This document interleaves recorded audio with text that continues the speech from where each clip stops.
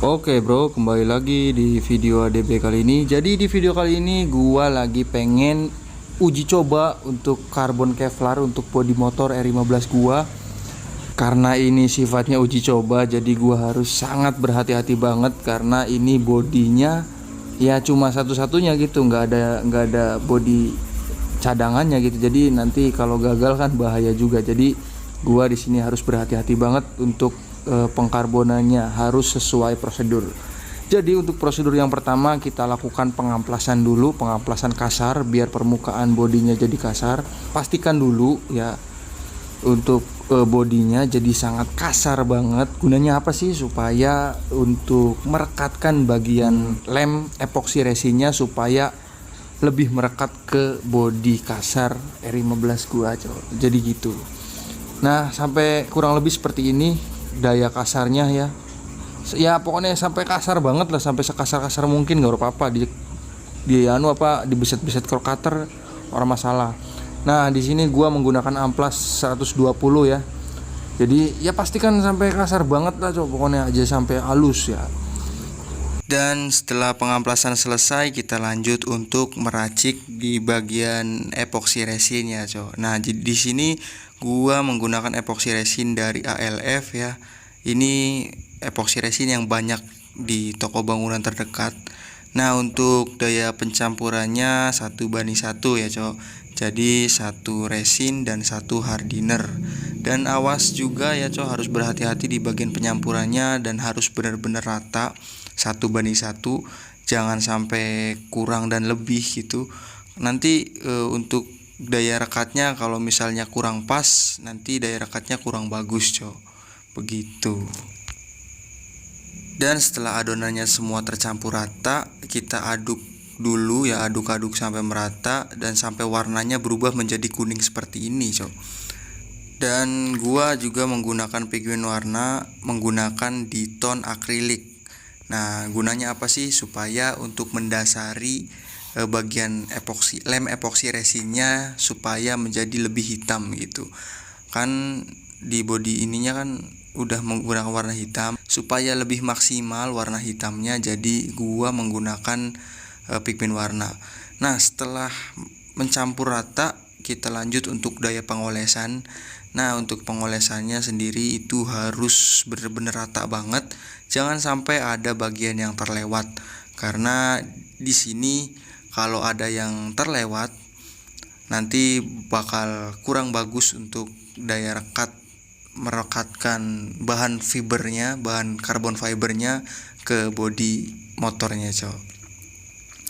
Oles-oles sampai ke ujung dan di bagian sudut-sudut jangan sampai terlewat. Ya seperti itulah cok. Dan setelah selesai di bagian bodi yang kanan, kita lanjut untuk di bagian bodi yang sebelah kiri. Caranya ya sama, lakukannya sama, pengolesan begitu cok. Jangan sampai terlewat dan jangan sampai masih ada permukaan yang belum tercampur lem epoksi resin. Setelah semuanya teroles rata ya, kita tunggu untuk pengeringannya kurang lebih 1 jam sampai kering sentuh. Ya jangan sampai bagian yang belum kering sentuh lalu bahan karbon fibernya terpasang, nanti hasilnya kurang maksimal coy. Jadi dipastikan dulu harus benar-benar kering sentuh lah coy. Setelah benar-benar kering sentuh, nah lalu kita boleh untuk memasang serat karbonnya ke bodi motor kita ya coy. Dan ingat ya, harus dipastikan kering sentuh, jangan sampai masih ada bagian lem lalu terpasang. Ya kalau sedikit mah gak apa-apa lah. Nah lanjut kita ke pemasangan untuk serat karbon fibernya coy. Dan untuk penempelannya ini kurang lebih hampir sama, hampir mirip dengan penempelan Scotlet stiker gitu coy buat di bodi motor tuh. Cuman kalau ini kan karena ini bahan serat ya coy, ya harus lebih ekstra hati-hati karena rawan untuk anyamannya rusak coy. Jadi kita harus benar-benar hati-hati dan jangan sampai ditarik lebih nemen-nemen gitu coy. Jadi kalau ditarik nemen-nemen nanti anyaman dan motifnya itu nggak ketemu, jadi kurang bagus gitu coy. Nah ini untuk pemasangan bodi yang sebelah kiri. Nah setelah bodi kiri benar-benar terpasang rapih, kita lanjut untuk bagian bodi yang sebelah kanan. Untuk memasangnya kurang lebih sama ya cok. Dan ingat harus hati-hati, jangan sampai ditarik lalu anyamannya rusak. Ya harus bener-bener lah cok, karena ini gue juga pertama kali ya. Untuk hasil pertama kali seperti ini ya lumayan lah cok. Oh iya bro, jadi untuk di bagian sisi-sisinya atau pinggir-pinggirannya gini cok, harus dilipat ke dalam. Jadi kalau dilipat ke dalam itu untuk mempermudah pas kita pemotongan sisa-sisanya ini cok. Dan ingat, awas pemotongannya itu harus dilebihkan, jangan sampai ngepres. Nanti kalau ngepres ya kurang bagus lah cok. Nah kira-kira seperti ini. Setelah semuanya terlipat dengan rapi, bisa kita lihat untuk hasilnya seperti ini. Ya bisa dibilang ini udah termasuknya rapi coy ya. Untuk hasil yang pertama, maksudnya untuk produk karbon gua yang pertama, ya bisa dibilang rapi lah coy begini. Dan harus diingat ya, di bagian pojok-pojok lakukannya ini harus semuanya tertempel, karena kalau tidak tertempel bakal ngangkat. Nah lanjut untuk part berikutnya, ini gua coba ngelapis karbon untuk di bagian cover lampu belakang R15 V3. Di bagian sini ya sama prosesnya seperti tadi, oleskan dulu lem epoxy resinnya, lalu ditunggu setelah 1 jam, lalu kita boleh untuk menempelkan serat karbon fibernya cok. Dan selain itu juga gua pengen ngelapis untuk di bagian apa namanya, ductile, bukan ductile, apa raneka, tile TD, bukan tile TD, apa pokoknya inilah buat nutup bagian lubang spakbor dan ada lampu sennya. Nah ini juga medianya sangat lumayan gampang ya, karena flat gitu. Setelah pemasangan karbon fiber kurang lebih seperti ini belum masuk ke pengecoran, masih baru pertama kali dipasang. Nah lanjut ke bagian pengecoran yang pertama, yaitu gua pengecoran pertama menggunakan resin epoxy resin bening ya gitu, bukan epoxy resin tapi resin bening. Nah kalau stok resinnya banyak, boleh untuk disiramkan secara langsung. Kalau ini kan berhubung ya pertama kali coba-coba dan resinnya juga sedikit ngirit untuk part-part lainnya, jadi gua untuk menggunakan sistem oles saja. Oles menggunakan sikat gigi. Ya boleh menggunakan sikat gigi, boleh menggunakan kuas, tapi kalau menggunakan keduanya, sikat gigi dan kuas, itu bakal boros banget cok. Karena ini sekali pakai, setelah kering dia bakal jadi batu, keras banget gitu. Dan setelah pengolesannya rata, kita boleh keringkan selama 1 hari ya. Ini kering sempurnanya 1 hari. Nah lalu kita boleh untuk lanjut ke tahap pengamplasan. Nah setelah ini selesai, kita lanjut untuk bodi yang sebelah kanan kali ini. Nah untuk bodi ini karena medianya besar, gua menggunakan kuas ya cok. Aslinya lebih gampang menggunakan kuas ketimbang menggunakan sikat gigi kalau medianya besar seperti ini cok. Dan setelah pengecoran pertama selesai, kita boleh keringkan dulu. Untuk pengeringannya kurang lebih 1 hari. Setelah 1 hari kering sempurna, kita lanjut untuk proses selanjutnya, yaitu pengamplasan. Setelah pengamplasan pertama, kita lanjut untuk pengecoran berikutnya cok. Lakukan pengecoran hingga 3-5 lapis sampai benar-benar tertutup rata dan tidak bolong-bolong. Nah setelah semuanya rata, kita lanjut untuk pengamplasan menggunakan amplas yang lumayan rada halus lah cok, karena ini di finishing menggunakan clear cok, supaya baret-baretnya itu rada tertutup ya. Jadi kita harus haluskan sampai bener-bener halus. Amplas menggunakan air boleh dan amplas kering juga nggak apa-apa, tapi kalau awal pertama kali ngecor disarankan untuk menggunakan amplas kering saja. Setelah semuanya yang benar-benar rata, tidak ada yang bolong-bolong. Nah seperti ini hasilnya, bisa dilihat ini udah lumayan rata. Dan ingat ya, harus hati-hati jangan sampai ngamplasnya itu terlalu dalam, karena nanti bakal timbul botak. Kalau botak gini nanti kurang bagus. Dan kalau yang bolong-bolong kira-kira seperti ini harus ditambal dulu pakai epoxy resin lagi. Nah setelah semuanya permukaannya halus, bener-bener halus banget gitu, kita boleh naik ke finishing yang akhir. Jadi finishing akhir gua menggunakan clear ya cok. Nah jadi seperti ini untuk tambal-tambalannya. Untuk bagian yang bolong-bolong kita tambal. Nah kira-kira seperti ini. Jadi jangan semuanya dilapis. Jadi lapis atau tambal yang bolong-bolongnya saja, seperti itu. Dan untuk sisa-sisaan potong-potongan dari serat karbonnya kita aplikasikan untuk menggunakan carbon forget di bodi tengah tangki dan di bodi bodi pipi R15 gitu cok. Jadi seperti ini penampakannya pas pelapisan carbon forget. Dan untuk hasil halusnya seperti ini. Dan untuk tahap-tahapannya kurang lebih sama ya cok. Cuman kalau pakai carbon forget ini pengecorannya relatif lebih susah karena ya permukaan yang bertumpuk-tumpuk itu harus pengecorannya benar-benar rata sampai hasilnya seperti ini. Ini juga belum rata nih cok, masih ada yang bolong. Seperti biasa untuk yang bolong-bolong kita tambal menggunakan resin lagi ya cok sampai benar-benar rata. Setelah rata banget itu kita boleh naik untuk finishing clear.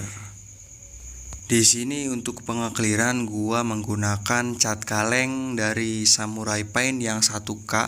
Jadi gambarnya seperti ini. Dan menurut gua ini Samurai Paint ini lumayan oke juga buat finishing karbon Kevlar. Lakukan pengekliran sebanyak 3 lapis saja cukup. Syukur-syukur ya bisa lebih lah cok, supaya lebih mengkilap dan lebih glowing banget gitu cok. Nah kira-kira untuk hasilnya gimana? Hasil pertama kali melapisi karbon. Jadi saat ini gua pengen ngasih lihat untuk hasil pengkarbonan gua, pengkarbonan lapis karbon ya, bukan pengkarbonan. Jadi untuk lapis karbon di Yamaha R15 gua ini hasilnya pengen kasih lihat untuk hasil di bodi cover aki. Jadi cover aki yang sebelah kanan, kiri, terus ini apa namanya, ductile, terus ini apa namanya, tengah tangki, dan pipi ini cok yang gua karbon. Nah jadi untuk video detailnya seperti ini bisa kalian lihat tuh cok. Untuk hasil karbon pertama kali, jadi ini produk pertama kali karbon gua cok. Tuh bisa dilihat untuk hasilnya. Kalau pertama kali ngarbon hasilnya seperti ini sih ya lumayan ya cok. Lihat untuk detailnya. Cuman ini ada kelebihan ngamplas nih cok. Di sini pas pengamplasan itu kelebihan, jadi sampai karbonnya kena. Jadi kalau bisa, kalau kalian nyoba pengarbonan itu harus hati-hati cok pas pengamplasan. Jadi jangan sampai kena limit seperti ini. Ya cuma untuk hasil pertama kali seperti ini ya udah mantep banget. Nah, jadi untuk body cover aki yang sebelah kanan, kita lanjut pindah ke bagian yang kiri cok. Sekarang untuk hasil yang kiri seperti ini cok. Tuh bisa dilihat untuk detailnya lumayan ya. Basic cok. Oke. Nah jadi untuk hasil yang sebelah kiri seperti ini bisa dilihat detailnya dan bisa kalian nilai sendiri. Untuk hasil karbon pertama kali ngarbon, pertama kali ngelapis karbon, hasilnya seperti ini. Jadi komentarnya gimana? Tulis aja di kolom komentar. Nah terus ini cok, ini yang ketiga nih. Jadi ini apa namanya, cover apa nih, ductile cover ductile di karbon. Hasilnya seperti ini, bisa kalian lihat sendiri. Dan cover spakbor, penutup spakbor di sini di karbon juga sama. Hasilnya seperti ini. Ini mungkin karena kotor ya, jadi kelihatan kayak baret-baret gitu. Padahal ini aslinya pas waktu pengekliran ini rata. Nah, terus yang selanjutnya itu ada di bagian sini, Sob. Karena tadi baterainya habis, jadi gue lanjut pakai HP satunya. Jadi untuk karbon yang selanjutnya yaitu ada di bagian karbon pipi ini, Cok. Tuh bisa dilihat untuk karbon ini bukan karbon Kevlar ya, tapi ini karbon forget. Hasilnya seperti ini. Nah, bisa dilihat.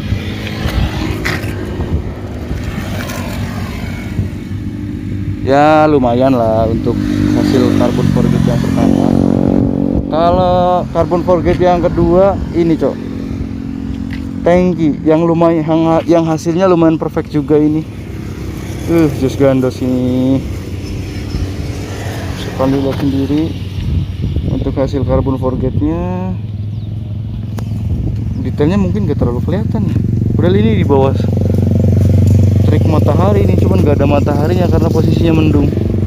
Nah, untuk detailnya seperti ini.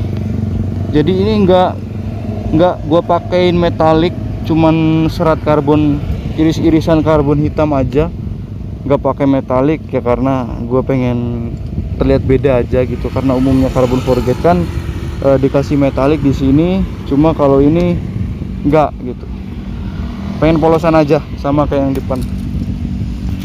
Jadi kesimpulannya untuk proses pengkarbonan motor ini, jadi awalnya itu gue coba-coba karbon. Yang pertama gue coba itu yang di bagian sini nih, di bagian apa namanya ini, cover aki kanan kiri. Terus lanjut di bagian ductile belakang. Terus di bagian bawah ini cover apa namanya yang di bawah. Terus lanjut ke bagian sini. Dan yang terakhir di tengah tangki. Nah, jadi awalnya gue coba-coba. Untuk kesimpulannya, perbedaan karbon Kevlar dan karbon forget itu signifikan, Cok. Kenapa karbon forget itu mahal? Jadi untuk prosesnya saja sudah sangat berbeda, Cok. Nah, kalau misalnya karbon ini apa namanya, karbon Kevlar itu kan teksturnya rata dan proses pengecorannya pun mudah dan cepat rata. Beda dengan karbon forget yang posisi medianya itu enggak rata. Jadi karena forget itu kan tumpuk-tumpuk, jadi enggak rata. Pas pengecoran jadi susah rata dan lumayan boros resin. Nah, kalau Kevlar ini resinnya irit ya. Jadi berapa kali? 4-5 kali cor aja udah rata, udah bisa rata gitu. Kalau ini karbon forget itu bisa lebih, Cok. Karena untuk medianya yang tidak rata dan bertumpuk. Jadi kalau semakin kalian kebanyakan terlalu banyak numpuk karbon forget, jadi untuk pengecorannya nanti prosesnya lama, penghalusannya juga. Jadi seperti itu. Untuk ya mungkin untuk videonya cukup sampai di sini karena posisinya udah mendung, udah mau hujan. Jangan lupa di like, comment, dan subscribe. Gue pamit undur diri. Wabillahi taufiq hidayah. Wassalamualaikum warahmatullahi wabarakatuh. Salam terus.